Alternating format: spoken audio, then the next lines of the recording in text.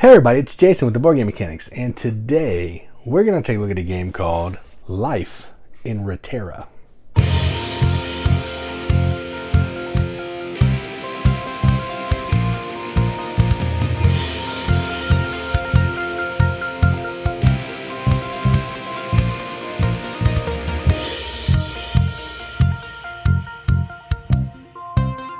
Life in Reterra is a game published by Hasbro, designed by Eric M. Lang and Ken Gruhl. Plays 2 to 4 players, ages 10 plus, and 35 or so minutes. Let's see if there's any theme here before we get into a little bit about the game. Not so long from now, the world looks very different. Our cities have been reclaimed by nature, and pieces of our past exist only in remnants. Remnants we must now use to build the present. We're finding new ways to thrive together, because when nothing remains, community is everything. So, we're basically trying to repopulate the earth using stuff that has been taken over by nature, I guess. Grow a new planet, new communities, all that kind of thing. Effectively, this is a tile laying game where you're building this little 4x4 grid in front of you using tiles that look like this with different kinds of terrain. And you're trying to put inhabitants on those tiles, and you're trying to build buildings on those tiles to help you score points in different ways. All right, that's effectively the game. So to see how that works, you can click a link in the video description, and I'll play through. I'm not sure if I played through a whole game or so, but maybe like a half a game, and I'll kind of walk you through all that. If you don't care about that, stick around here, and we'll take a look at the components.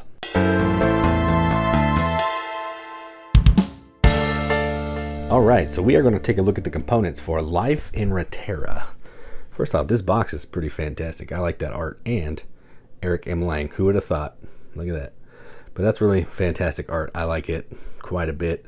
The name's a little silly, but I get what they're saying. Rebuilding, Reterra, I get it. All right, so that's the box. Moving on from that, because that's the least exciting part.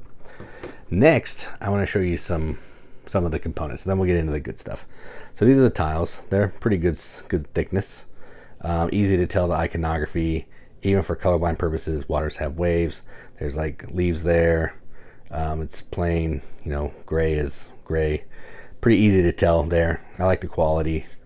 No issues. The board is really nice. It's real big. There's room for, playing 4 players. You're just going to put tiles on the appropriate spaces. There's enough tile for all that.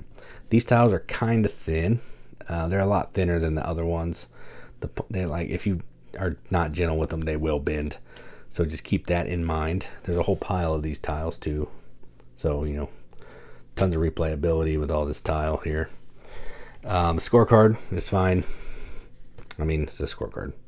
Nothing great there. But it fits in this, which we'll get back to in a second.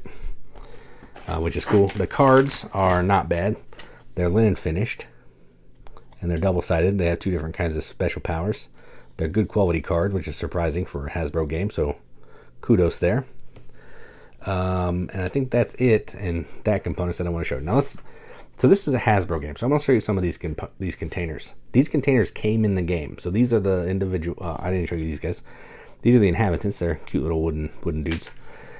And in this tray, you have all these tokens, the inhabitants, and the scorecard goes in there. And it has a lid, if I can find the lid, which is pretty cool. So the lid goes on there like that. So that's cool. Now, each of these sets will have, so this is the set I'm playing. So set 1 has a lid. It has set 1. It fits all the tiles and the cards in there. They're pretty thick and nice. They're set, what is this one? Set 2. Yeah, it's a set 2 tiles. It goes with the set 2 buildings. This is a Hasbro game. Keep that in mind. These are fantastic components. I mean, I've never seen a Hasbro game with effectively game tray style insert. This is amazing, and I am a huge fan. So this makes it setting up, tearing down way easier. So kudos for Hasbro. So again, those are the components for Life in Reterra. Let's go up to the top, see what we think about the game.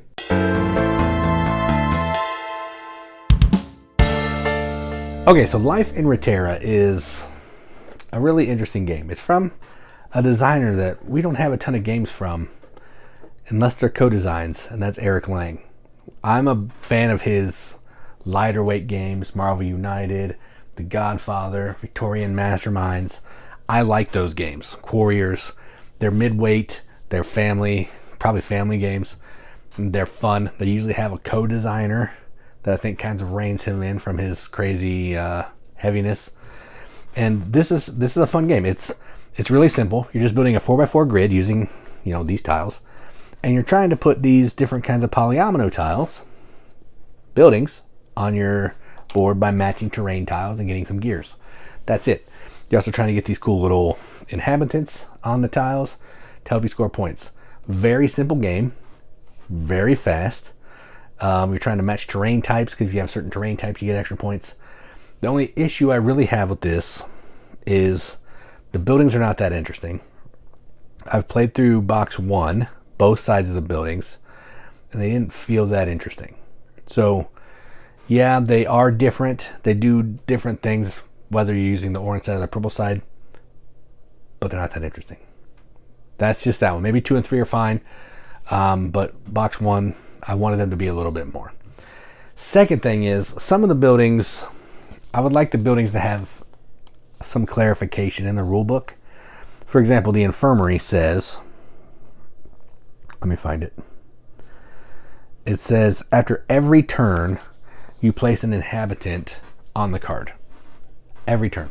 Okay? Does that mean after my turn and every opponent's turn, I get an inhabitant? If that's the case and I build that in like round 2, I'm going to have 100 people on this building. Can that building only hold 3 people? Because the card also says on the infirmary or any other building in the same terrain type, the same section of terrain that infirmary is in. Or can I just have one person on each square and then move it over to other ones? So I would like for them to be some different clarification, because for that card I said only one person can be on a square. So you're maxed out at 3 on the infirmary if you don't have another building. I don't know if that's what it is. Does it specify?